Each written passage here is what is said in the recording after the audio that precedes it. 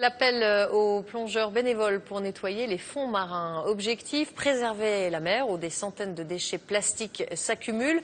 Ce matin, l'association SOS Grand Bleu organisait une plongée à Saint-Jean-Cap-Ferrat dans les Alpes-Maritimes. Reportage Olivier Théron, Frédéric Pilar. C'est une exploration écologique, les vestiges d'une société de consommation qui gère mal ses déchets. Il faudrait 400 ans pour que cette bouteille en plastique soit digérée par la Méditerranée. Là, c'est un pneu que ce plongeur remonte. Des algues ont commencé à s'y accrocher. À la surface, il y a tout un dispositif pour récupérer les déchets. Un pneu, c'est un pneu usagé de voiture. Ils sont une quarantaine, membres de clubs de plongée, des bénévoles, à écumer la baie pour la nettoyer. Et sous le joli voile bleu de la Méditerranée, on trouve de tout.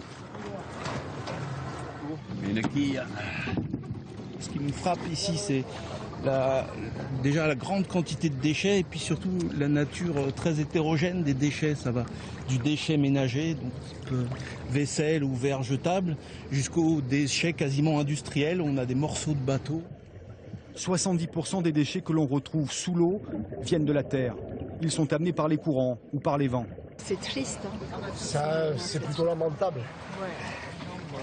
Au contraire, moi ça ne me dégoûte pas de les remonter.